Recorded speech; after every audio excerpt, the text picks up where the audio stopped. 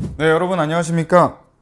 저는 컨텐츠 커머스 회사인 아이디그룹을 운영하고 있는 권준성이라고 합니다. 마케팅의 성공 요소가 뭘까 되게 많은 사람들이 궁금해 하시는 것 같아요. 그래서 제가 준비했어요. 이번 강의는 마케팅의 성공 요소인 거래력에 대해서 말씀드릴 거예요. 거래력이라는 단어가 생소하실 텐데 당연히 생소하실 거예요. 왜냐하면 거래력이라는 단어는 제가 만든 단어입니다.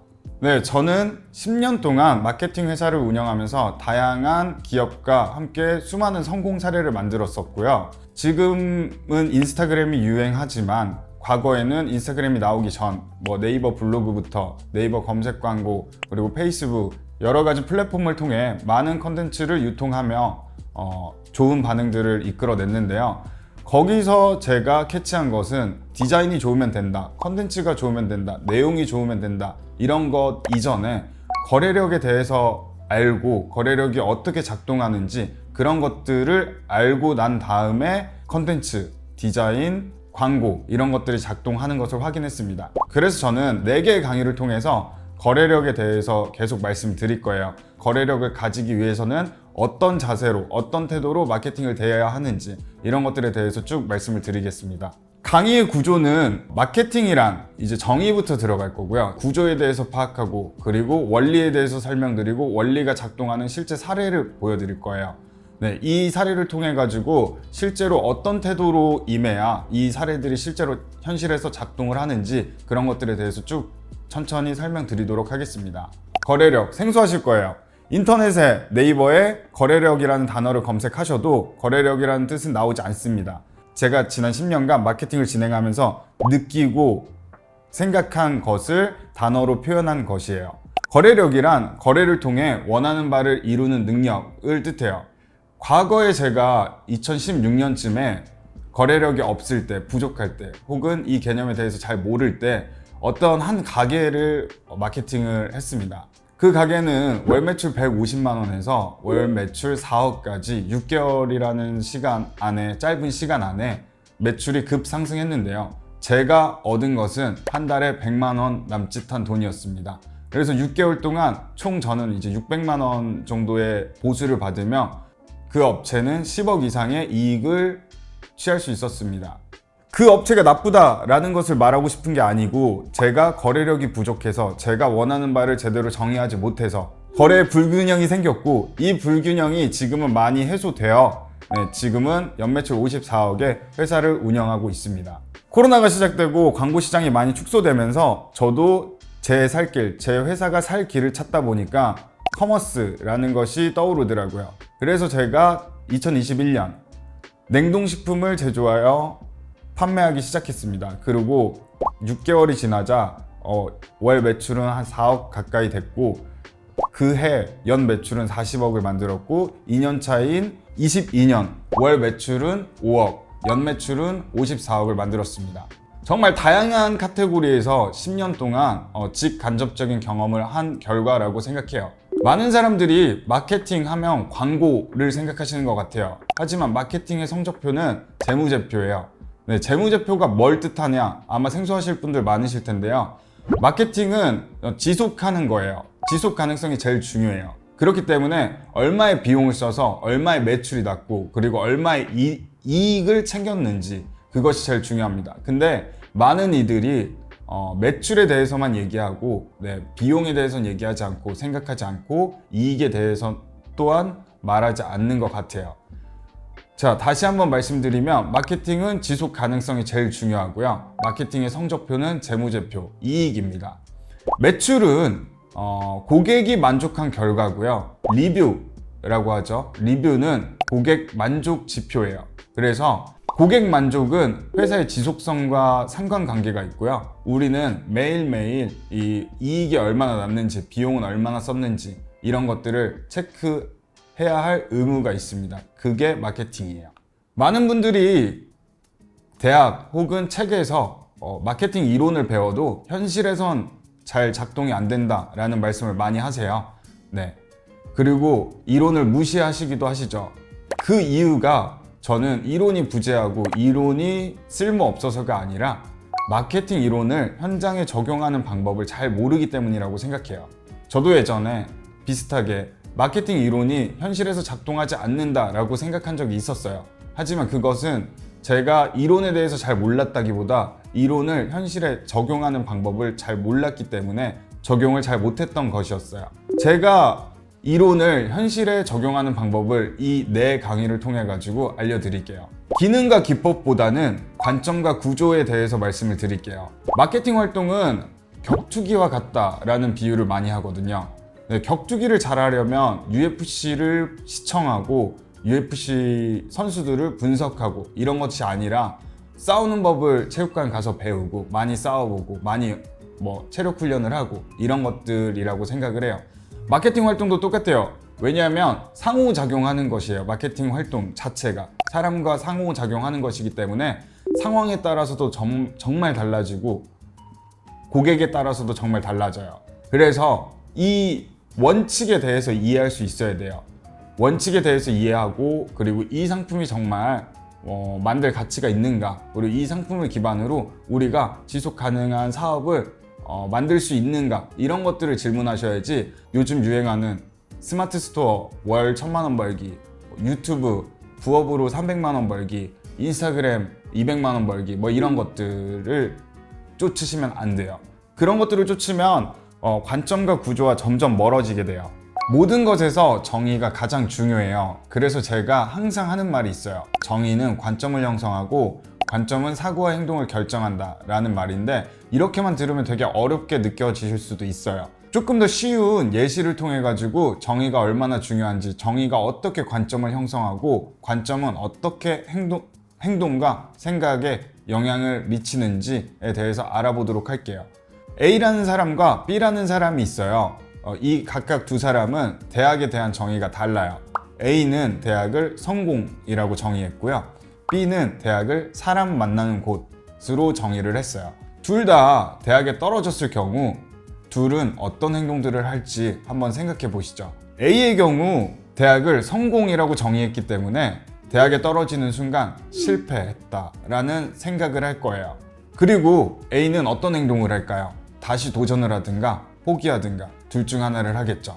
네, 다시 도전을 할 경우에 편입이나 수험 준비를 다시 할 거고, 이제 포기를 할 경우에는 극단적인 선택까지 할 수도 있겠죠. 반대로 B의 경우 대학을 사람 만나는 곳으로 정의를 했어요. B는 대학을 떨어지면 다른 곳을 통해 사람을 만나려 할 거예요. 이렇게 정의는 관점을 형성하고 관점은 사고와 행동을 결정해요.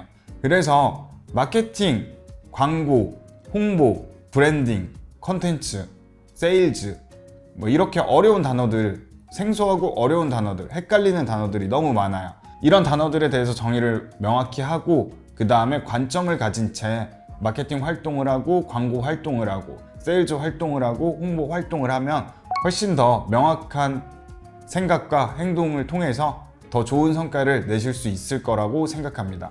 자, 이제 광고와 홍보 그리고 컨텐츠와 브랜딩에 대해서 알아볼게요. 광고는 직접적으로 알리고 어필하는 행위예요. 그래가지고 행동하게 만드는 것이에요. 홍보는 이미지 메이킹과 같아요. 제3자가 말하고 알리게 하는 환경을 구축하는 행위예요. 세일즈는 정해진 기간 안에 이제 많이 파는 것을 뜻하고요. 컨텐츠는 정보로 소통하는 거예요. 여기서 의미하는 정보는 사람들이 필요로 하는 것이고요. 마케팅은 스스로를 위한 가치 창출을 위해 대상에게, 상대에게 지속적으로 가치를 만들어내는 활동이에요. 브랜딩은 연상 혹은 유대라고 정의해요. 브랜딩은 보통 주장에서 시작하고, 이제 브랜드 파워는 주장에 공감하고 지지하는 사람의 수와 지지 강도에 따라서 결정돼요. 여기서 아셔야 할 게 있어요. 모든 사람들을 만족시킬 수가 없어요. 그래서 마케팅을 할 때 모든 사람들을 만족시키려고 하다 보면 망가져요. 그래서 욕구에서 시작한다 라는 점을 알고 모두를 만족시킬 수 없구나 라는 점을 알면 조금 더 명확해집니다. 이제 어떤 원리로 매출을 만들고 어떤 원리로 이 마케팅이 작동하는지 알기 위해서는 이 구조에 대해서 알고 있어야 돼요. 저는 지금부터 매출의 정량 도식과 정성 도식에 대해서 말씀드릴 거예요. 도식은 정보를 체제화해 놓은 틀이에요. 정량적인 것, 정성적인 것, 이것도 단어가 이것도 단어가 생소하실 수 있는데 정량이라는 것의 뜻은 이제 숫자로 표현되는 것이라고 생각하시면 되고요. 정성의 뜻은 단어로 표현되는 것이라고 생각하시면 됩니다. 매출을 이루고 있는 구성 요소는 거래수와 객단가입니다. 거래수 같은 경우에는 신규 거래와 반복 거래로 이루어져 있고요. 객단가 같은 경우에는 구매 상품 수와 가격으로 이루어져 있어요. 여기 보시면 거래수는 또 온라인과 오프라인에 따라서 약간 달라져요. 매출에 대해서 정의를 하면 매출을 구성하고 있는 요소들은 어떤 것이지 파악이 되고 매출을 만들기 위해서 이제 행동이 명확해지실 수 있을 거예요. 매출하면 보통 돈 아니야? 라고 생각하실 것 같아요. 근데 그렇게 정의가 명확하지 않은 경우 뜨는 행동, 이제 모호한 행동을 할 확률이 높아져요. 그래서 매출은 거래수와 객단가로 이루어져 있다. 그럼 매출을 높이고 싶으면 어떤 걸 해야 될까? 거래수를 높이든가 객단가를 높이든가 아니면 둘 다 높이든가 이런 식으로 매출에 대해서 정의를 거래수와 객단가로 이루어져 있다라고 하니까 바로 매출을 높이려면 둘 중에 하나를 높이면 되겠구나 라는 생각을 하실 수 있게 되셨죠? 거래수는 그럼 어떤 걸로 이루어져 있냐? 거래수를 살펴보면 거래수는 신규 거래와 반복 거래로 이루어져 있어요. 반복 거래란 흔히 말하는 재구매, 신규 거래란 신규 구매라고 생각하시면 돼요. 객단가는 어떤 요소로 이루어져 있냐 살펴보면 객단가는 구매 상품의 수와 가격의 곱으로 이루어져 있어요. 자, 이번에는 매출의 정성도식에 대해서 말씀드릴게요. 이거는 모든 고객과 소비자들이 구매를 할 때 일어나는 패턴이에요. 보통 알고, 그 다음에 좋아하고, 그 다음에 확신하고, 그리고 나서 구매를 해요. 구매 결과에 만족하면 추천하고요. 만족하지 못하면 추천하지 않아요. 이 도식에 대해서도 알고 계셔야 어떻게 하면 사람들이 내 상품을 알게 하지? 어떻게 하면 좋아하게 하지? 어떻게 해야 확신하지? 그리고 어떻게 해야 만족하지? 각 단계에 따라 장치들을 삽입해가지고 고객의 만족도를 높일 수 있게 돼요. 자, 이제 소비자의 구매 패턴에 대해서 알고 계셔야 돼요. 소비자의 구매 패턴은 목적 구매와 충동 구매 이렇게 두 가지로 이루어져 있어요. 목적 구매의 경우에는 어떤 목적을 가지고 구매를 하는 거예요. 그래서 계획 구매라고도 해요. 예를 들어서 휴지나 물, 아니면 컴퓨터, 세탁기 등등 이런 것들이요. 그리고 충동 구매의 경우에는 목적 구매와 반대로 계획 없이 목적 없이 있다가 든 충동으로 인해서 구매하는 것을 뜻해요. 자, 이런 구매 패턴이 왜 일어나냐 살펴보면 욕구와 필요와 수요 이 세 개가 각각 다 다르기 때문이에요. 욕구는 있어야 할 것이 없거나 모자란 상태를 말해요. 예를 들어서 배고파와 같이 1차원적이고 근원적인 것을 말해요. 그리고 필요는 욕구를 해소하기 위한 구체적인 방안으로 배고파가 소고기, 돼지고기와 같이 구체적인 대상이 돼서 나타나요. 그리고 수요는 필요를 실현하기 위해 구매력이 뒷받침되는 경우에 나타나요. 아까 전에 말씀드렸던 필요가 소고기였으면 나 이번 달에 3만 원밖에 없는데 그러면 소고기는 못 먹겠다. 돼지고기 먹자. 닭고기 먹자. 이런 식으로 구매력이 동반된 경우에 수요로 발현돼요. 자, 그래서 욕구나 필요 단계에서 외부 자극으로 인해 충동 구매가 일어나고요. 수요 단계에서는 이제 목적 구매가 많이 일어나는 편이에요. 한번 생각해 볼게요. 여행. 여러분들 충동적으로 구매하나요? 아니면 목적을 가지고, 계획을 가지고 구매하나요? 어떤 분들은 충동적으로 구매를 하고 어떤 분들은 목적 구매를 하실 거예요. 통계를 가져왔는데 여행의 경우에 1% 정도의 사람들이 충동 구매를 했다라고 응답했어요. 보통 충동 구매가 일어나는 카테고리가 의류, 식품 이런 것들이라고 해요. 이렇게 상품과 상황 그리고 사람에 따라서 구매 패턴은 달라질 수 있어요. 아까 전에 여행 통계 보시면 1%의 사람들은 여행 상품을 충동 구매했다고 응답했어요. 근데 우리가 챙겨야 할 사람은 이 1%보다는 99% 이제 더 많은 쪽, 확률이 더 높은 쪽 이런 쪽에 집중하는 것이 좋아요. 그래서 대체로 보통 어떤 구매 패턴에 가까운지 이런 것들은 파악한 경우 이제 제대로 된 효과적인 마케팅 활동을 할 수 있게 돼요. 이제 플랫폼의 구조에 대해서 말씀드릴 건데 플랫폼의 구조에 대해서 말씀드리기에 앞서서 사용자와 고객은 다르다라는 점에 대해서 말씀을 드릴게요. 이게 무슨 말인지, 이것도 또 비슷한 말 같은데 뭐가 다르다는 거지? 라고 생각하실 수 있어요. 사용자는 상품이나 서비스를 이용하는 사람을 말하고요. 고객은 상품이나 서비스를 구매하는 사람을 말해요. 대표적인 예로 장난감을 생각하시면 좋아요. 장난감 누가 사용하죠? 아이가 사용해요. 그리고 누가 사죠? 부모가 사요. 그러면 고객은 부모고요. 사용자는 아이가 돼요. 자, 이 개념을 알고 계셔야 플랫폼의 구조를 이해하는데 도움이 되실 수 있어요. 플랫폼은 사람들이 모여서 상호작용하는 곳을 뜻해요. 페이스북, 인스타그램, 기타 등등 많죠? 네, 그런 것들이 플랫폼이에요. 이 플랫폼의 구조를 뜯어보면 이 플랫폼은 항상 양질의 컨텐츠를 필요로 해요. 왜냐하면 플랫폼 비즈니스를 영위하려면, 지속하려면 트래픽이 필요하거든요. 트래픽이라는 것은 접속량이에요. 이 접속량은 사람이 만들죠. 이 사람들은 컨텐츠를 통해서 유입이 돼요. 그리고 컨텐츠를 통해서 머물러요. 그것을 체류 시간이라고 해요. 그래서 플랫폼에서 필요한 요소는 양질의 컨텐츠예요. 양질의 컨텐츠를 발행하는 경우에 플랫폼이 양질의 컨텐츠가 더 널리 퍼지도록 도와요. 그래서 컨텐츠와 플랫폼은 상호 의존적인 관계에 있다라고 생각하시면 되고요. 플랫폼은 사용자를 모아가지고 고객을 통해서 돈을 벌어요. 네, 사용자는 상품이나 서비스를 이용하는 사람이라고 했고요. 고객은 구매하는 사람, 돈 내는 사람이라고 했어요. 우리가 네이버 돈 내고 쓰나요? 돈 내고 쓰지 않아요. 근데 누가 돈을 내죠? 네, 광고주들이 돈을 내요. 플랫폼은 이렇게 트래픽, 이제 유입량과 머무는 양, 체류 시간, 트래픽과 체류 시간을 이용해 가지고 광고주한테 돈을 받고 트래픽을 팔아요. 이 개념에 대해서 이해를 하셨다면 우리가 플랫폼 내에서 마케팅 활동을 할 때 가장 필요한 건 양질의 콘텐츠다 라는 점 인지하실 수 있을 거라고 생각합니다. 자, 그리고 또 플랫폼이 콘텐츠를 유통하는 경로는 두 가지 경로가 있어요. 첫 번째는 오가닉 유통 경로랑 두 번째는 페이드 유통 경로예요. 페이드 유통 경로는 말 그대로 누군가가 돈을 내면 그 돈을 낸 것을 대가로 이제 콘텐츠를 유통시켜 주겠다 해가지고 이제 페이드 경로를 통해서는 수익화를 해요. 그리고 오가닉 경로는 컨텐츠 생산을 독려하고 컨텐츠 유통을 독려해요. 왜냐하면 양질의 컨텐츠들이 생산되고 유통돼야 사람들이 모이고 머물기 때문에요. 그래서 사용자 기반의 노출 시스템을 가지고 있어요. 이것을 흔히 이제 알고리즘이나 로직이라고 하죠. 매출을 구성하고 있는 구성 요소들에 대해서 알아봤었는데 그 중에서 거래수라는 것을 늘리기 위해서는 거래가 일어나는 곳과 거래가 일어나는 형태에 대해서 알 수 있어야 돼요. 거래가 일어나는 곳을 성격별로 4가지로 나눠봤어요.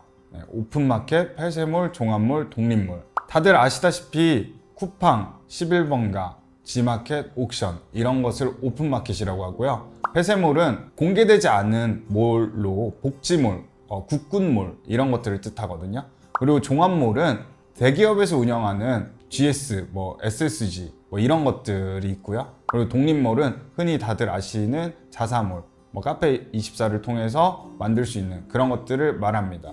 자, 각각 장단점이 있어요. 오픈마켓은 누구에게나 오픈되어 있어요. 말 그대로. 그래서 판매자와 구매자를 중개하는 대가로 수수료를 챙겨요.